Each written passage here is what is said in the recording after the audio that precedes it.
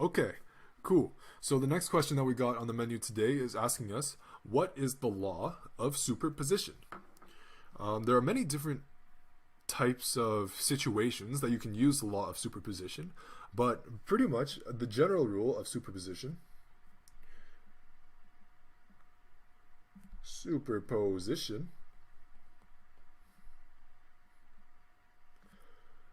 is that the sum of components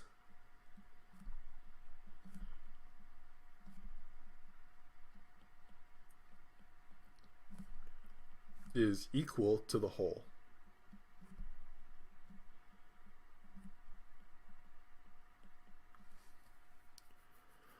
Okay, let's say that we have, or let's see what examples that we have in here. The superposition as applied for electric fields. Okay, so we can actually see an example of that. So suppose that we have a Q1 here and a Q2 here.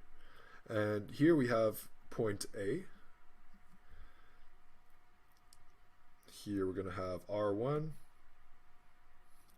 Distance here we're going to have R2.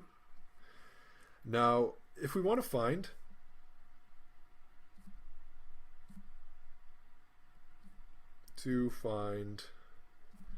net electric field at point A, use superposition.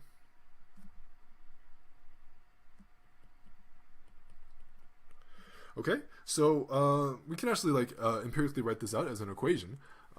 We know that A is going to experience an electric field effect from both Q1 and Q2. Also, if we had more charges like Q7, 17, 18, 19, up to including up to the thousands, we could do it the same way. Of course, it would take quite a while. Generally, superposition is going to be easier the less components that you have, but it is always possible. Okay, so if we want to find the net electric field at point A, use superposition. Find individual, or find E fields from individual sources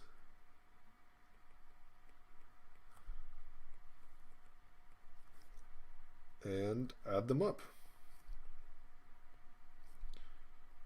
So to set this up as an equation, of course these are vector values. Electric field is a vector. So E net at point A is equal to the electric field caused by Q1, EQ1, plus EQ2. And we know that this is going to be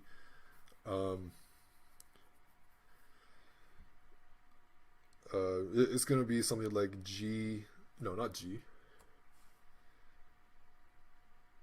KQ over R squared, and this is along R1,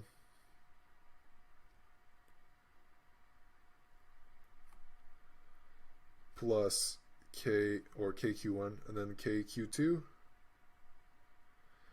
over R2 along R2.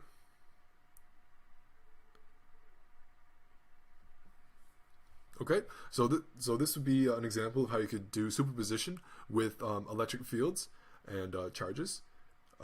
Another way that we can use the law of superposition is in electric circuits. So suppose that you have a situation like this. This is going like quite in depth. So suppose we have a source like this, and we have a current source, and then we have another voltage source.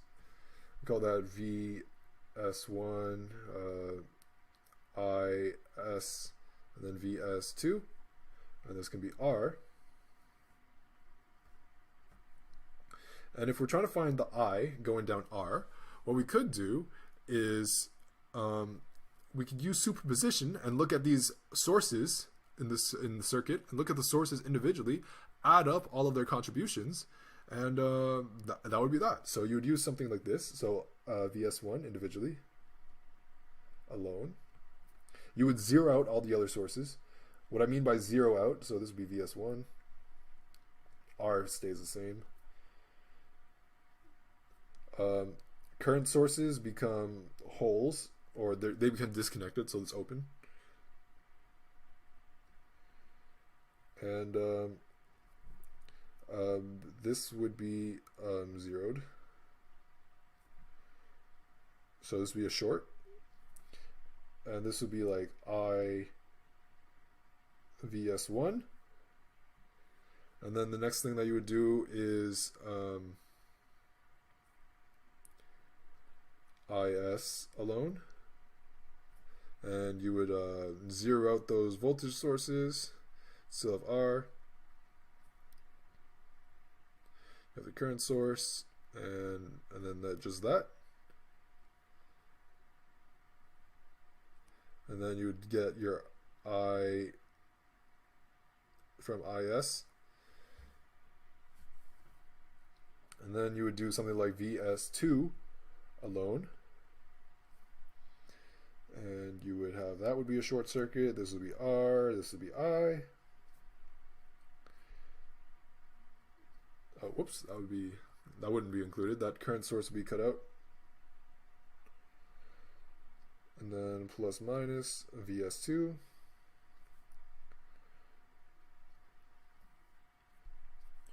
And then this would be I VS2.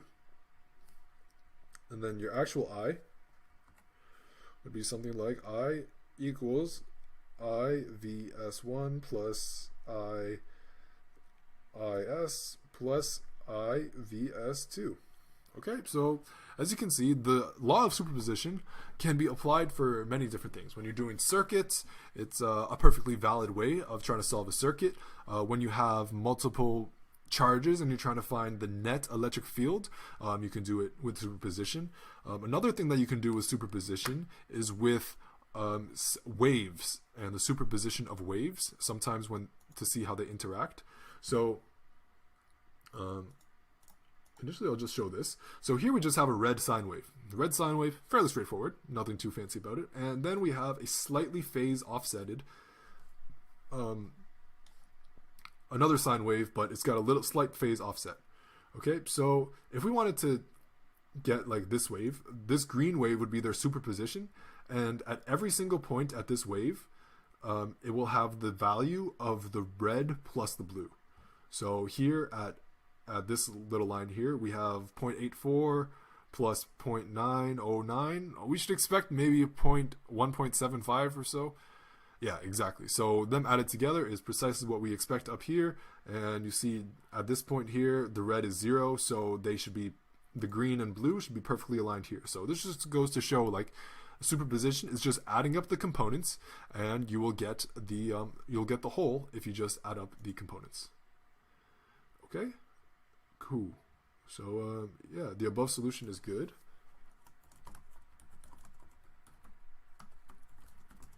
Is good. Answer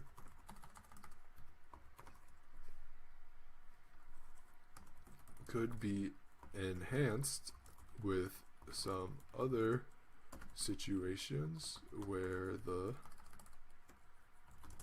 law of superposition be used, such as with waves and electric circuits.